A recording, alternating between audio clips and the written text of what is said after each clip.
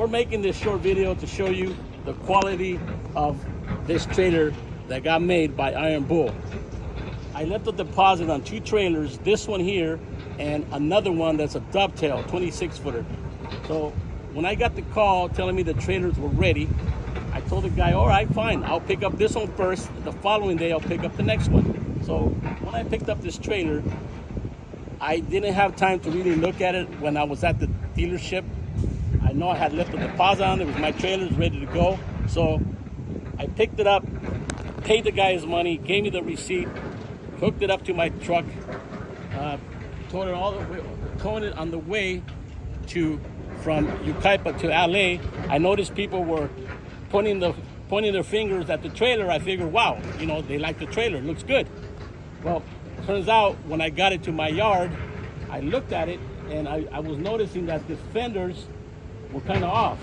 So in the back portion of this fender, there was only an inch gap compared to the front. The front of it, it looked like it had almost a whole foot. So what happened here is when I got it back, I called Yucaipa Trailers and I told them, look, there's an issue with this trailer. This fender here was only like an inch off from hitting the tire, okay? So he said, no problem, we'll take care of it. Make a video, shoot me some pictures, we'll take care of it, okay? So it turns out, once we started looking more into the trailer, we lifted the bed to load up one of my pieces of equipment. It turns out that the actual bed didn't drop all the way to the floor. There was about a 5-inch difference. So I called him back, I go, hey man, this thing does not lift all the way up. So he's all, take pictures, take videos, send it to me, I'll send it to the manufacturer. Okay, we did that. Then all this took about a week, 2 weeks. Finally got a response. They sent me a diagram of the way the cylinders were supposed to be mounted on this trailer. It turns out they mounted them wrong. There was not enough cylinder for it to drop all the way back to the floor. So he goes, look, they're telling me that if you hire a welder, they'll send you the parts and then they'll pay for the actual labor for the welder. I go, well, look, man, I needed the trailer, but okay, that's fine. So basically, we had a welder in-house. So I told him, look, if they'll take care of the labor for the welder, we'll go ahead and take care of it. Just send me the parts. So we did that. Okay, but then when we lifted this thing, I think we had 5 forklifts at the time. We lifted this thing up in the air. We noticed there was a lot more other issues than the cylinder issues. One of them, like I said, it was the cylinder here, and then it turns out the reason why people were trying to flag me down is because this tire and the other tire were rubbing on these brackets. See this bracket? Well, they had one here right in the middle. Okay, and I have videos and pictures of this before. We ended up chopping those off because those are the ones that were rubbing the tires. Okay, and then it turns out that if you drop the bed all the way to the floor, once we fixed it, it had some brackets that would hit the floor and it will scrape the concrete or any job site if we were to use this trailer. So we ended up cutting those off, just basically trimming them. After we did that, we found more other issues with this thing. It turns out that the screws on the axles, they were all loose.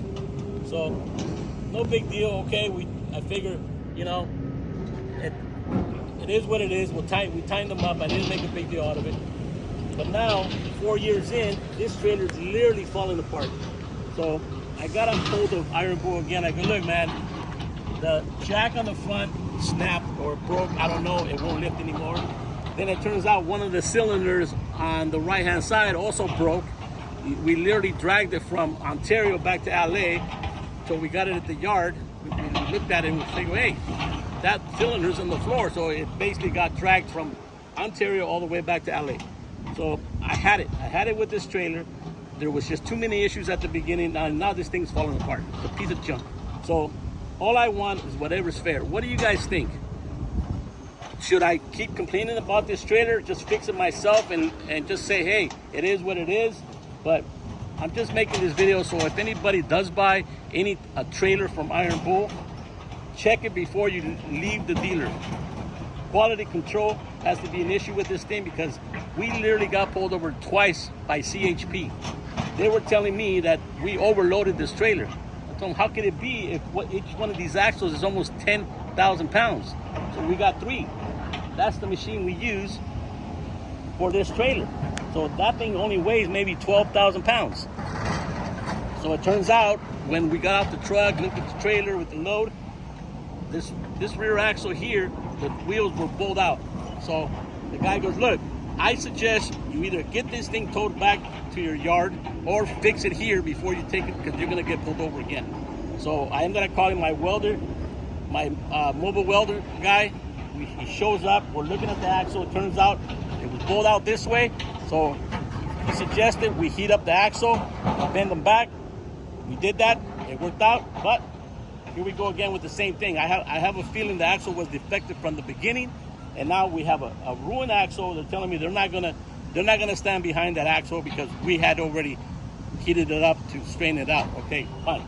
But we have an issue with the jacks that are not working. We have an issue with the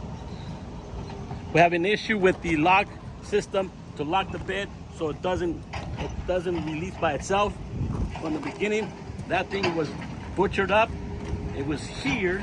If you can see the old marks, that's where it used to be. So then they put it there. Okay, fine. But now it's not working. It stopped working almost right at the beginning. Then we have the issue with the jacks. When they made the hose to mount those jacks, the actual penetration for the hose, they're too wide. So we nearly had to tighten these things up just to make sure that they were straight. So immediately, a week after, these things were loose on both sides. So we constantly have to check them, make sure they don't loosen up because those holes, the mounting holes are too wide, okay? The other thing that we had an issue with this trailer is that, like I said, the mounting of the cylinders were wrong. So we corrected it, we fixed it, fine. But now, because supposedly they gave me a credit of, I believe it was $2,000 for the repairs on this trailer, which is fine. So I told them, look, I am not gonna purchase the other trailer. I don't want it no more. I don't want to have to go through this again. So you Kaipa Trailers kept calling me and telling me, hey, you need to pick up your other trailer, it's yours. I go, no, I don't want it. The money that supposedly these people were supposed to give me, I go, keep the check. You already have $2,000 plus my other $1,000 deposit for that trailer. Keep it, I don't want it no more.